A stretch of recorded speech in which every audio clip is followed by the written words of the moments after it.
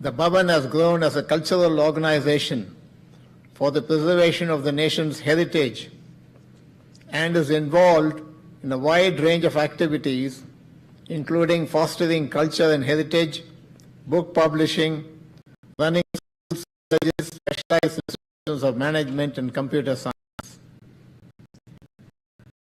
At the base of the Sardar Patel, in front of the Bhavan, where the governor and other dignitaries paid respects this morning, are the words bring true.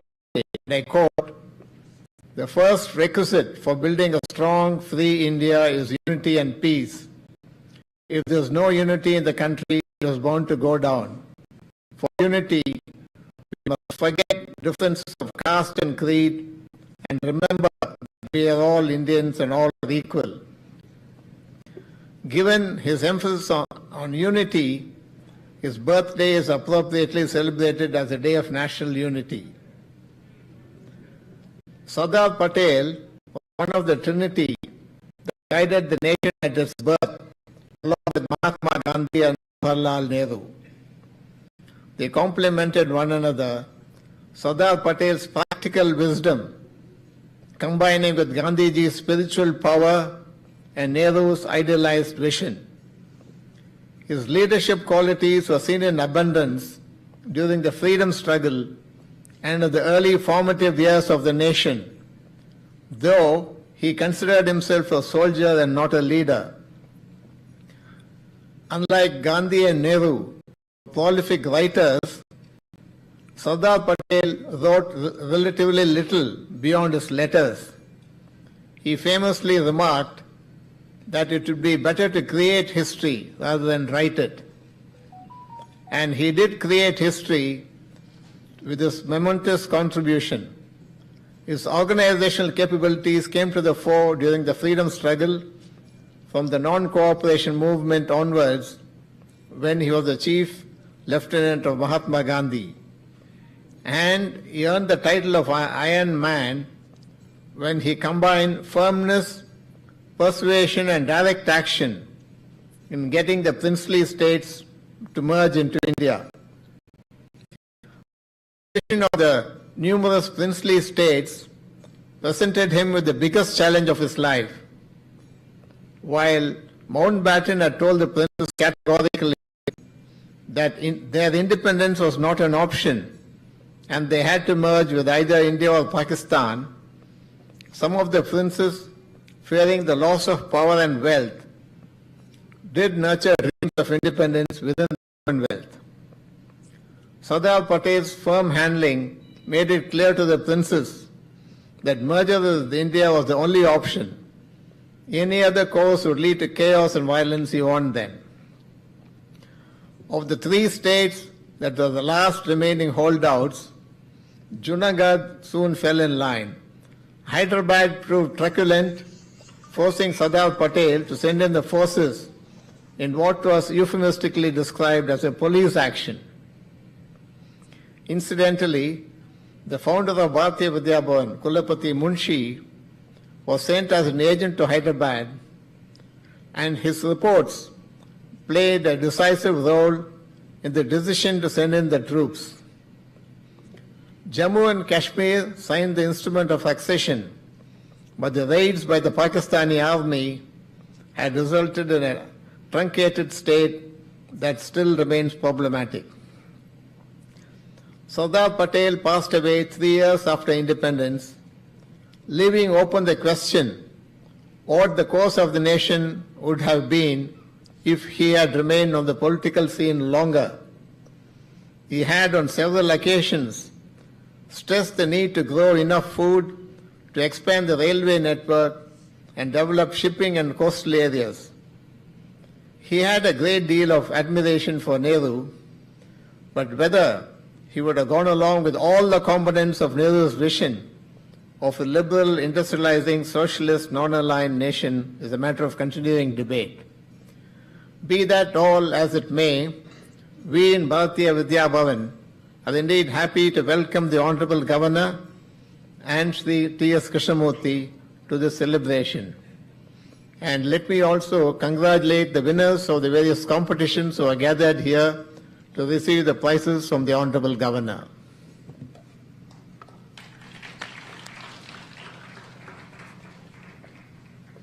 Thank you very much, sir. May I request Mr. T.S. Krishnamurthy, IAS retired, former Chief Election Commissioner of India, to deliver his guest of honor address.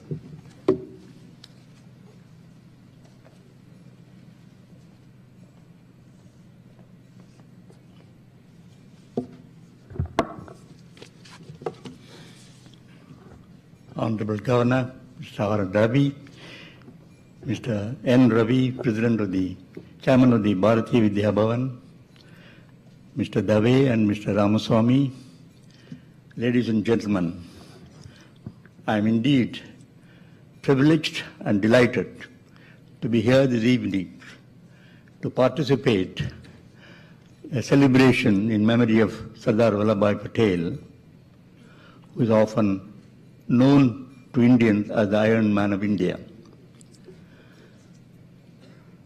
If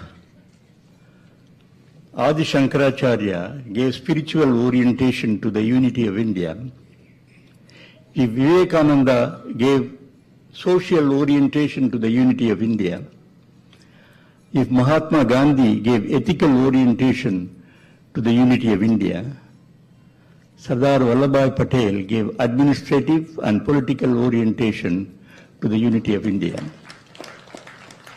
His contribution to bringing the various princely states cannot be measured or described in words. Mr. V.P. Menon, who has written the book on the integration of states, has explained the various challenging situations that they had to face and how the Hindu princes particularly were persuaded with no option to go out of the Indian Union. But then he had his own challenges in Junagadh, in Hyderabad and Jammu and Kashmir. Although Junagadh and Hyderabad were handled very deftly by his remarkable pragmatic statesmanship, Jammu and Kashmir could not be integrated as he did for the other states.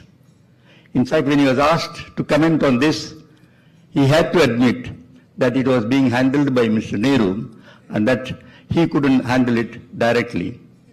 So that was the difference that speaks volumes about the capabilities of this man who probably spent less words and more action.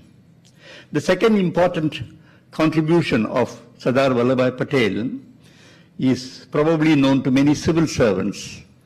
When the Indian independence took place, there was a big furore in the parliament that the Indian civil service need to be abolished and that the Indian administration has to be revised in a different form. I have heard Mr. H.V.R. Iyengar, who was the Home Secretary, he spoke to us when we were probationers in the National Academy of Administration at Mussoorie, delineated how Sardar Patel stood as a rock of Gibraltar to insist on the Indian civil service continuing and to maintain a tradition of good civil service. And he pointed out that after independence, the Indian civil service was certainly loyal to the independent Indian government. And then his convincing address to the parliament was such that the opposition almost melted and agreed to have successor service as Indian administrative service. And his defense in the parliament needs to be read by every civil servant as to how the civil servants can contribute to the unity and administrative efficiency of Indian governance. The third point I will make, because I have been given just 10 minutes, so I hope I'll just cover it, the one more point. Sardar Vallabhbhai Patel as a human being. We have seen politicians in this country, and I have had the privilege of seeing many of them at very close quarters. But look at the man, how he conducted himself with other politicians. In fact, Maulana Azad clearly says that he was probably a better person from the point of view of administrative governance. We have many foreigners who have commented on the administrative acumen of Sardar Vallabhbhai Patel. But I'll just narrate one incident and be done with it. He had a strong difference of opinion with Mr. Nehru. Apart from Kashmir, there was one issue relating to Ajmer Dargah, where he sent Mr. H.V.R. Iyengar, who was with Nehru at that time, to deal with the issues relating to, it was immediately after the partition. And Sardar Patel was very unhappy because that was in his domain. He should have been consulted as to what is to be done and who was to be sent. But they had such a strong difference of opinion on this issue. Both of them wrote to Mahatma Gandhi explaining their differences. But the greatness of these two individuals, Nehru and Mr. Patel, was both of them suggested that they said that they would resign and wanted the other person to continue. But unfortunately, when this correspondence was going on, Mahatma Gandhi died. But immediately after that, there was a letter written by both about how to conduct themselves as far as the relationship between the two leaders. It's a very interesting thing. I thought I could just read that for you.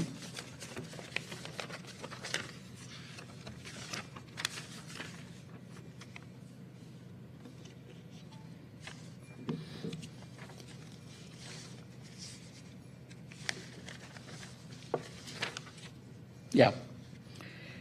On February 3rd, 1948, Nehru wrote to Patel emphasizing their close bond over a quarter century.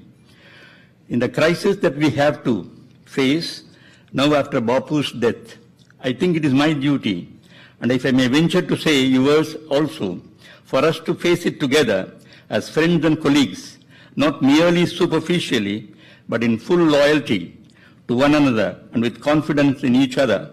I can assure you that you will have that from me. This is Nehru writing to Patel.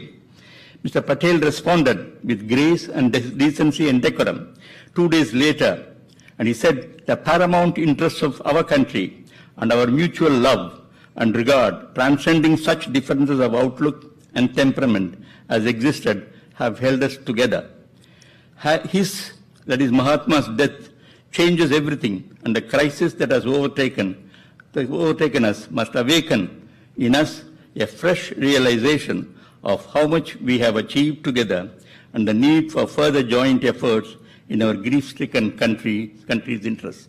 So, in spite of the fact that he had strong difference of opinion, he never displayed any rancor, any anger publicly, and he has always taken these issues to Mahatma Gandhi, or they had exchanged their views. I wish many of our politicians can learn from this experience or from these anecdotes that how decency can prevail in the relationship between leaders with a difference of opinion.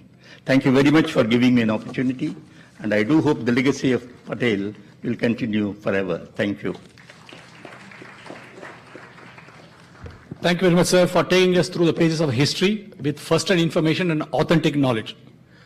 Now it's time for presentation of the prizes to the students of the various competitions. May I request His Excellency Thiru R. N. Ravi, Honorable Governor of Tamil Nadu, to present the prizes to the students.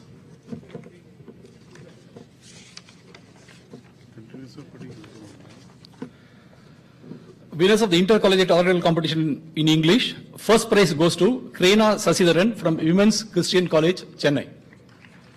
Krena Sasidharan, to the stage, please. She'll be followed by V. Abhirami from Sri Shankarlal Sundarbai Shasan Jain College, T. Nagar. First prize to Krena Sasidharan from Women's Christian College, Chennai. Second prize to V. Abhirami from SSN Jain College, T. Nagar. And the third prize winner is A. Afreen from Women's Christian College, Chennai.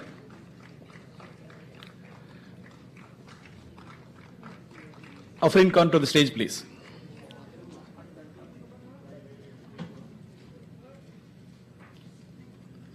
In the intercollegiate oral competition in Tamil, the first prize goes to K.U. Isai Mori from MOP Vaishnav College for Women, Nungambakam. K.U. Isai Mori from MOP Vaishnav College for Women, Chennai. She'll be followed by S. Sri Sai Raj from Chennai Institute of Technology, Chennai 64.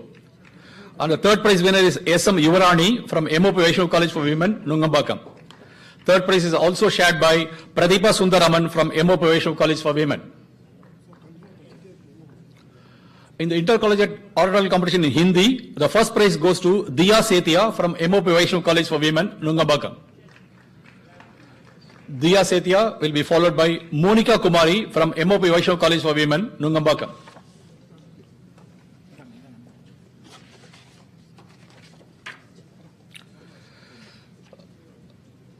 Monica Kumari will be followed by winners of the inter-schools oral competition in English, K. Meda from PS Senior Secondary School, Mailapu.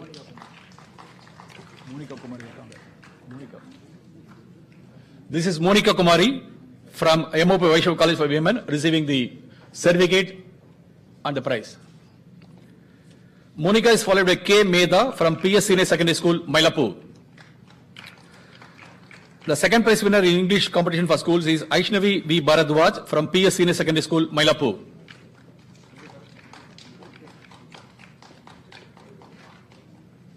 Ishnavi will be followed by A. Bhavagita from Manilal M. Mehta Girls High Secondary School, Parktown, jointly with Advika Padam Singh, also from the same school.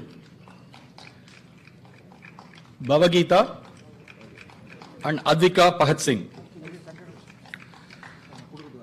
In the inter-schools competition in Gujarati, first prize is awarded to Srishti K. Prajapati from Manilal M. Mehta Girls High Secondary School, Parktown.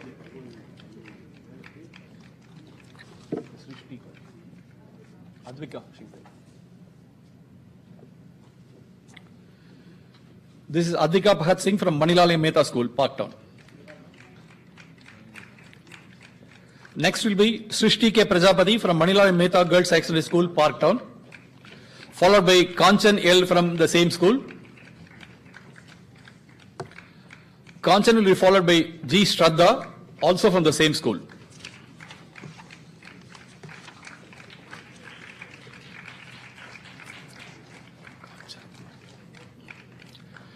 In the inter-schools competition for Tamil language, the first prize is awarded to P.S. Darshita from P.S. Matriculation High Secondary School, R.K. Matt Road, Mailapu. Darshita will be followed by a second prize winners in Neeraja Karpagam from Sir P.S. Sivasami Kalalaya Senior Secondary School, along with M. Gayatri of Manilal M. Mehta Girls High Secondary School, Parktown.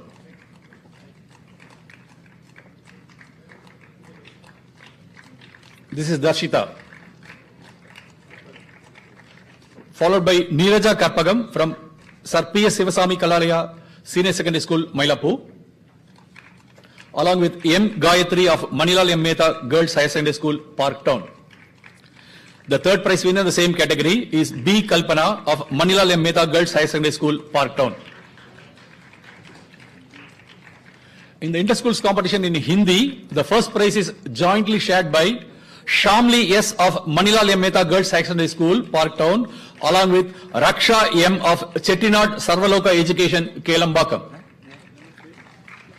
Shamli. Kalpana.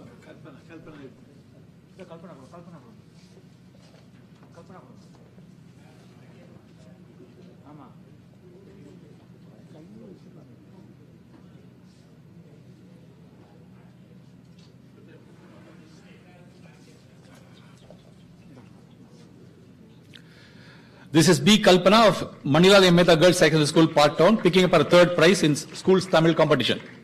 Followed by Shamli S. of Manilal M. Mehta Girls Secondary School, Parktown, along with Raksha M. of Chettinad Sarvaloka Education, Kelambakam. The second prize winner is Raksha R. Gellert of Manilal M. Mehta Girls High Secondary School, Parktown. Raksha R. Gellert. The third prize winner is S. Siksha from Manilal M. Mehta Girls High Secondary School, Parktown. S. Siksha. In the inter-schools competition in Telugu, the first prize is awarded to B. Darshani from Manilal M. Mehta Girls High Secondary School, Parktown. And the second prize winner is A. Hemastri from the same institution. Telugu, first prize is awarded to B. Darshani. And the second prize is awarded to A. Hemastri both representing Maniyal M. Mehta Girls High Secondary School, Parktown. Thank you very much, sirs.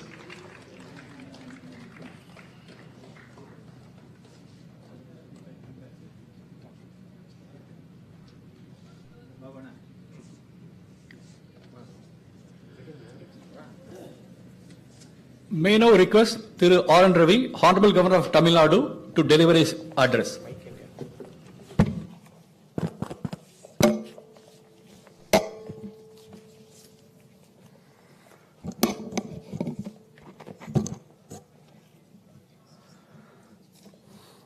Dr. N.R. Dave, Chairman, Sardar Vallabhbhai Patel Memorial Trust, Thiru N. Ravi, Chairman, Bhavans, Chennai Kendra, Thiru T.S. Krishnamurthy, former Chief Election Commissioner of India, Thiru K. N. Ramaswamy, Director, Bhavans, Chennai Kendra, several senior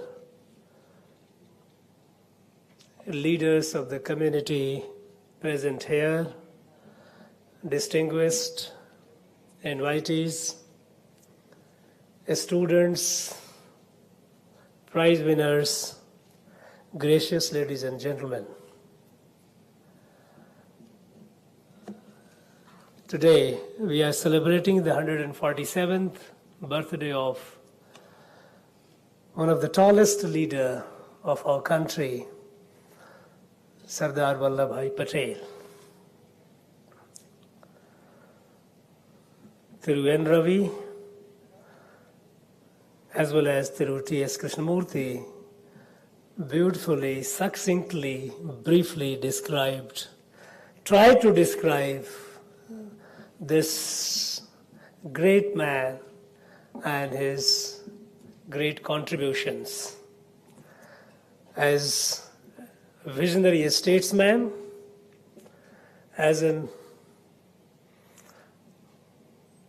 extraordinarily capable administrator, as a human being par excellence.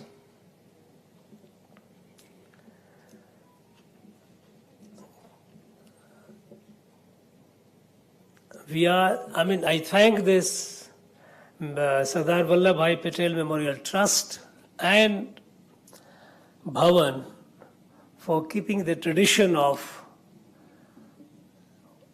celebrating the birthday of this great man of our country here in Chennai.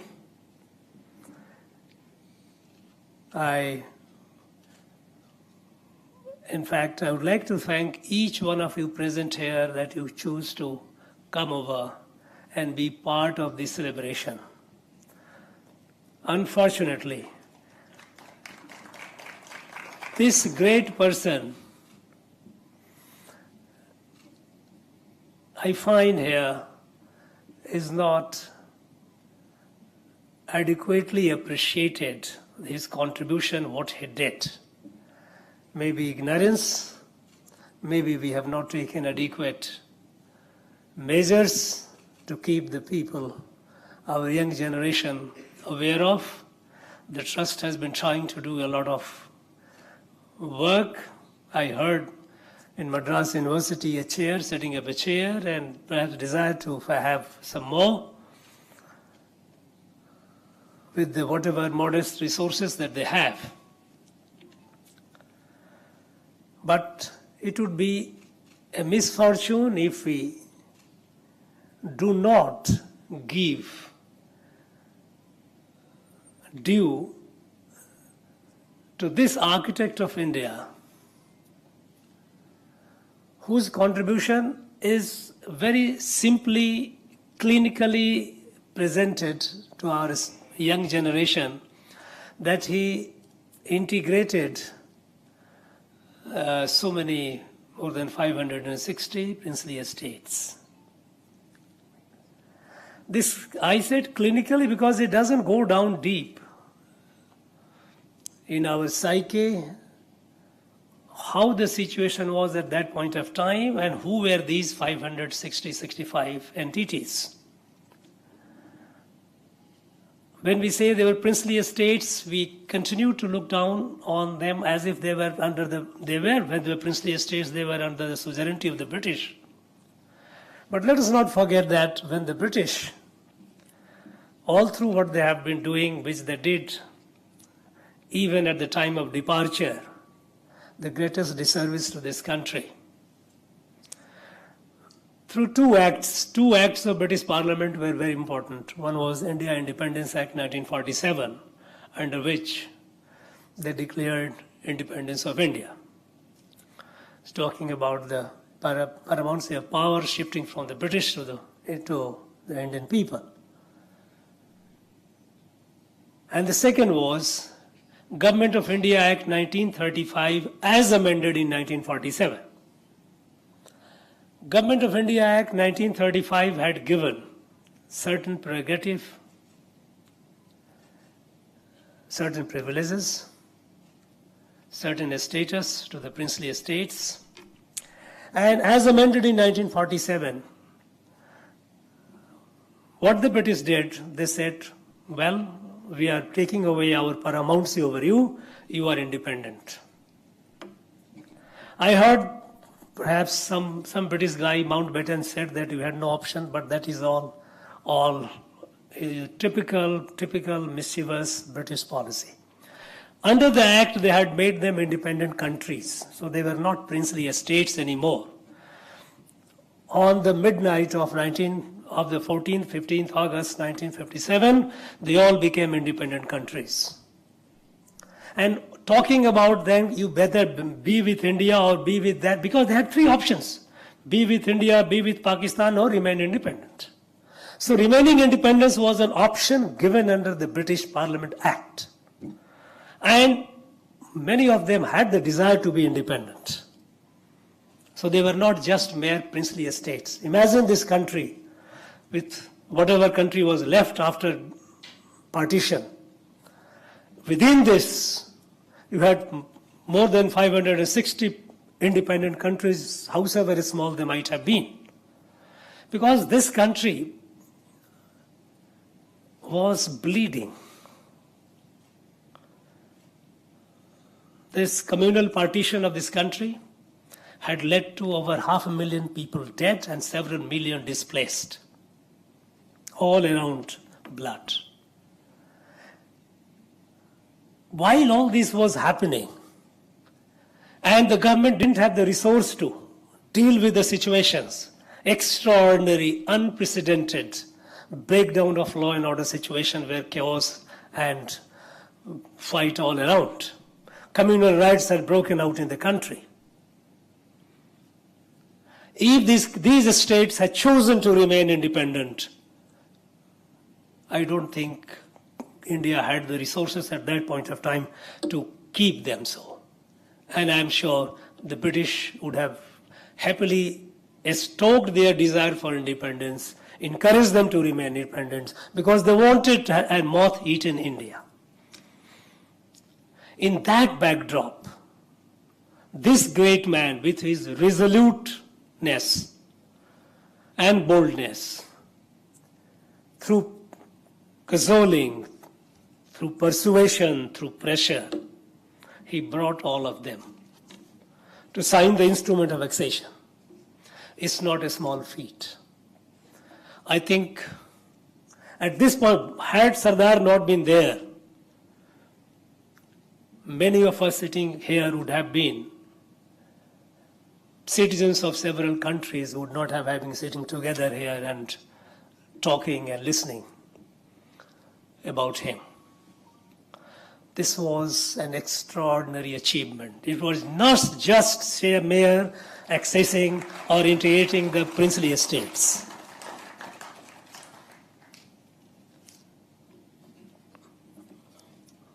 Well, it has been very beautifully described, stated how Junagadh and Hyderabad was sorted out by Sardar, and Kashmir remained an unresolved issue at that point of time, and on which there were differences between the two top leaders. But if you look into the history of that particular point, what happened? under this India Independence Act and Government of India Act 1935, as amended in 1947, princely estates had options to be independent, to be part of either of these two dominions as they're called, or, these were the options before them. And the authority to merge either with India or Pakistan was vested in the ruler of those princely estates. It was the ruler who had to decide whether the ruler wanted to be with India or Pakistan. And in that backdrop, when ruler of Jammu and Kashmir, Maharaja Hari Singh, signed the instrument of annexation to be with India, the matter was settled. There was no reason for any further discussion or debate. If it is so, why, what happened and the consequence of which that we have been suffering even today, that remains a big question. If you look at the time conversation, correspondence between Mountbatten and Prime Minister Nehru, at the time when Pakistanis, under the garb of tribal insurgents, they had moved Pakistani troops into Jammu and Kashmir. And when the time came to send the Indian troops to Jammu and Kashmir, before that, Raja Hari Singh kept asking, Mountbatten kept telling, at the time, by the way, he was the first Governor General of the country. This is again very, very unique. Only India can have such a large-hearted that one who occupied this country, colonized this country for 200 years, devastated it. We chose them to be, one of their men to be the first Governor General of India. He said, no, you cannot send the troops because Jammu and Kashmir is not formally part of yours. That is a foreign country. He vetoed it. And when Maharaja Hari Singh signed, and there is again a beautiful account of it, Maharaja Hari Singh, the person who brought the letter, he was in Jammu at the time, and his ADC, his account, he wrote the instrument of who was the secretary here in Government of India, and then he said, you take it to Delhi, Governor General has to accept it. And then he went to and he told his ADC that, look, if India signs it, if agrees that to accept Jammu and Kashmir to be part of India, because there was a lot of pressure on Prime Minister Nehru that being a Muslim majority, it will not be fair for you to take that area with India. And that was a dilemma which Prime Minister Nehru was facing at that point of time. So when he wrote later, he was not very sure where they would agree with that. And Pakistanis were moving forward, they have come to Baramulla, children, terrible. He had given the letter, he said, I am going to sleep. He told his ADC, if India accepts it, don't wake me up because I have not slept for long. And in case if India does not accept, I order you, shoot me down while I am asleep.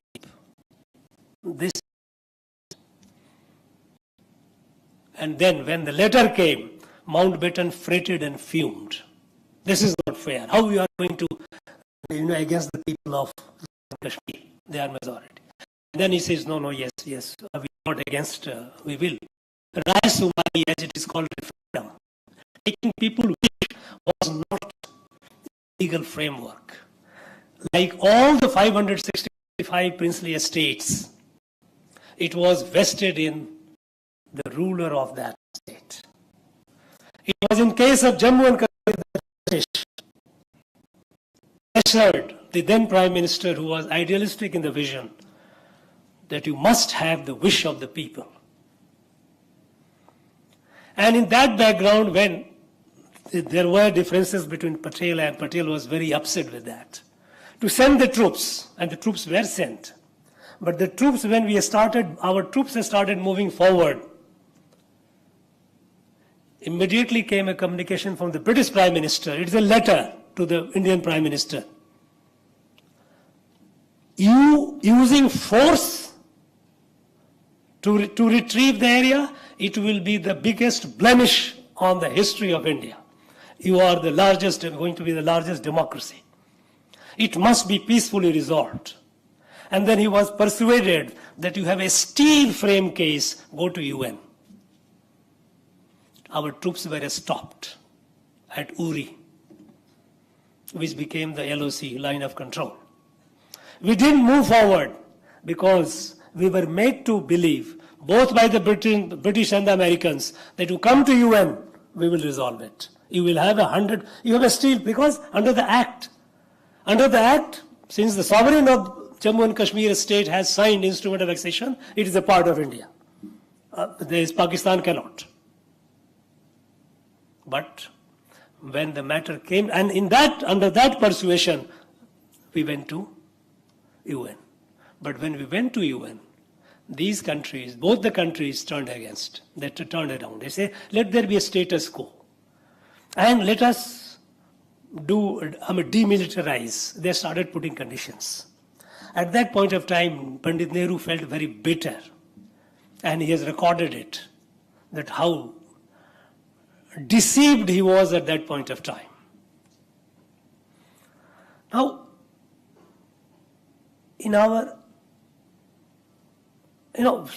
a leader takes a decision in good faith, but the consequences of it is suffered by the country, by the large number of people for a long time to come.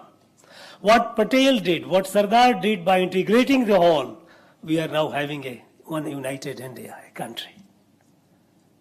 But what happened in Jammu and Kashmir, we are still bleeding.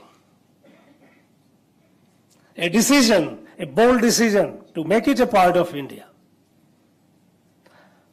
And because rest of all these princely states who have become independent countries, their rulers signed the instrument of accession. In this case, we were ambivalent. We were not sure.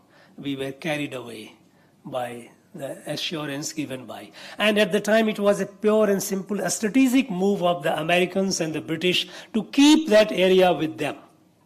Because at that point of time, there was also a debate whether India would be a member of the Commonwealth country, will be a member of Commonwealth, whether India will continue to be a dominion or not. And there was opinions in India were divided.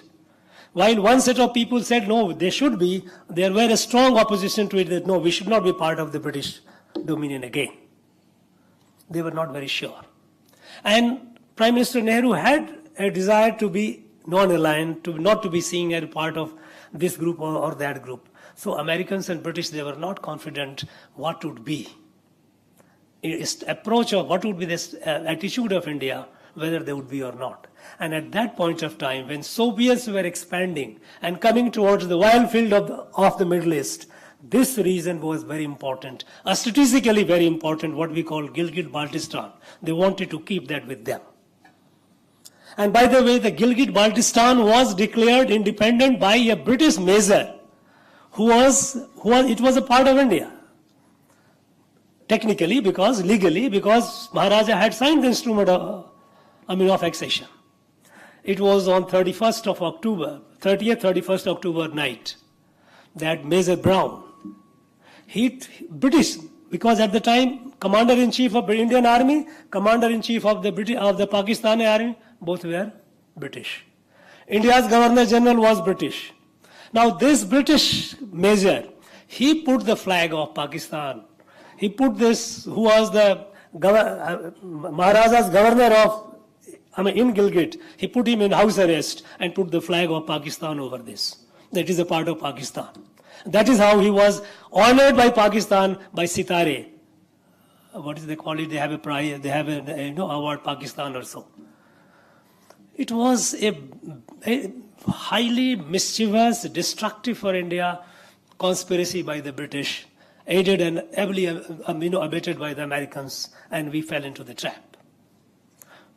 But this man, what he did is, except for that, when it came to this, even his contribution, his vision, he just did not live long. He left in December 1950, Sardar. But when he saw the Chinese maneuver towards Tibet, he wrote a very long letter. Read the letter. It is so prophetic. So prophetic at the time when our Prime Minister was totally enamored by China, by emerging China, China's leader, Mao Zedong and all, Zhou Enlai and all. And we were talking about all the good things about. He wrote a letter, it is going to be your biggest problem. China will take over Tibet the way it is moving, and it is going to be the biggest security threat for India. And he called for a meeting. Of course, that meeting didn't happen or couldn't happen, and then a couple of days later, Sardar died. Well, it happened. Chinese came over, took over Tibet. They took over part of India, Aksai chain, here, which is almost about 30,000 square kilometer. This person, this great man, we must remember him, his contributions. Our succeeding generations to come, they must. And I think we need to do a little more than what we have been doing. And I would like to offer support of Raj Bhavan, Chennai, to our Vallabhbhai Patel Memorial Trust. We will be giving whatever we can to see that legacy of Patel, his knowledge remains. We do remember him and remain grateful to him, because an ungrateful people, a country cannot be great if we don't remember with fondness and gratitude our great leader. Friends, thank you very much once again for coming over here in this little number, whatever number we are here, in the midst of rain. Thank you so much, and maybe we'll try to do the next year's celebration in a little more grander way with the full participation of Raj Bhavan, Chennai. Thank you very much.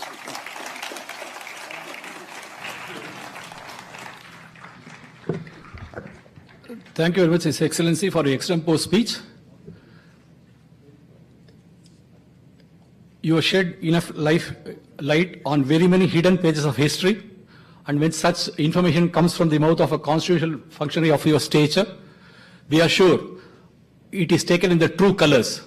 This only goes to show your affection for this great nation and your love for the Iron Man of India. We are greatly indebted to you, sir, for your extraordinary speech today.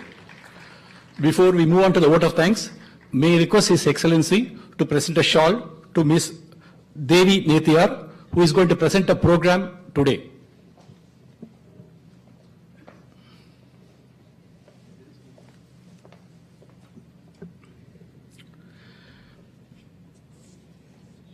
Madam Devi Netiyar will present your national integration songs, Colors of India, a musical bouquet. Thank you very much, sir. It's my pleasure to propose a vote of thanks on this great occasion. At the outset, we are greatly indebted to His Excellency and the First Lady of our state for gracing this occasion and showing keen interest in all the activities of Sardar Vallabhbhai Patel Memorial Trust and Bharati Vidya Bhavan, Chennai.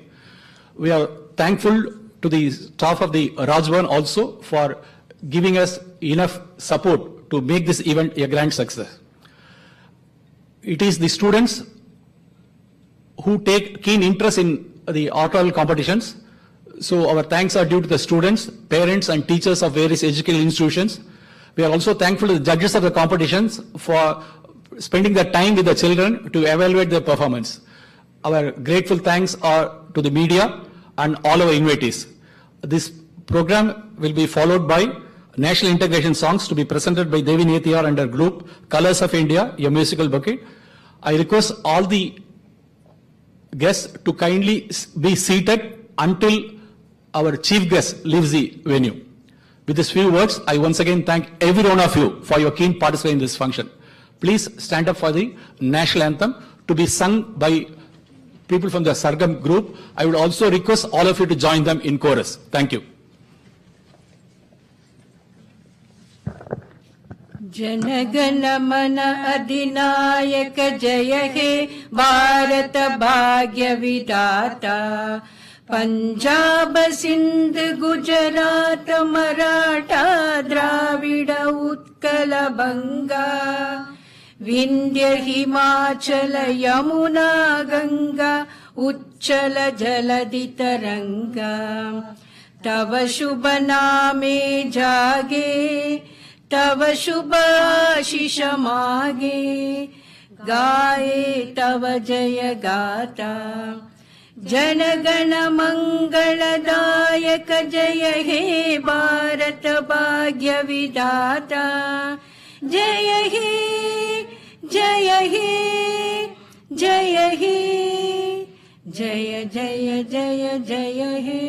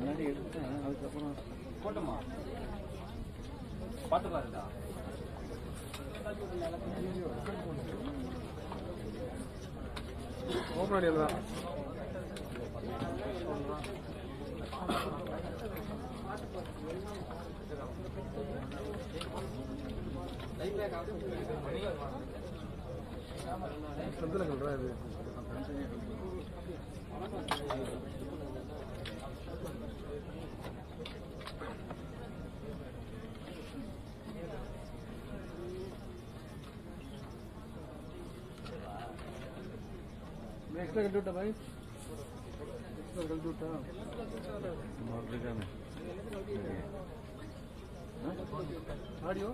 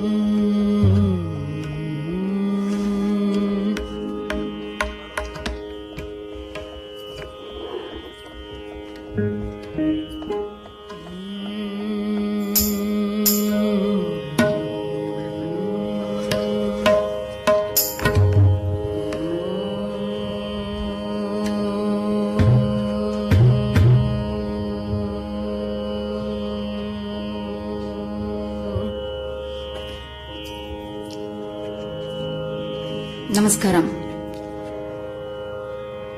I invoke the blessings of my Guru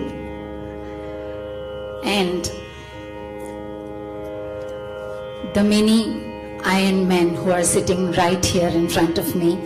I seek your blessings, I seek your wishes as we celebrate today the 147th birth anniversary of the greatest sons of our motherland, Bharat. Colors of India. It's a thematic presentation. So today, being Patelji's 147th birthday, I thought I will have 1, 4 and 7 do something with that. So the vehicle is 1, music, the notes are 7, and the languages to represent 4 genres of Indian music, 4 shades of Indian music, 4 colors of Indian music: classical, devotional, folk and patriotic. And I choose 12 languages, 7 plus 4 plus 1, 12 languages to paint these hues which Bharat has always enriched us with.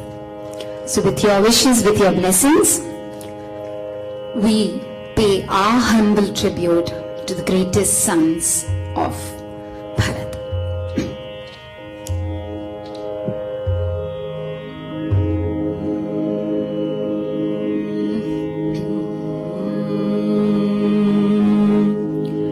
Vakratunda महाकाय सूर्यकोटि समप्रभा वक्रतुंड महाकाय सूर्यकोटि समप्रभा निर्विघ्नं कुरु मे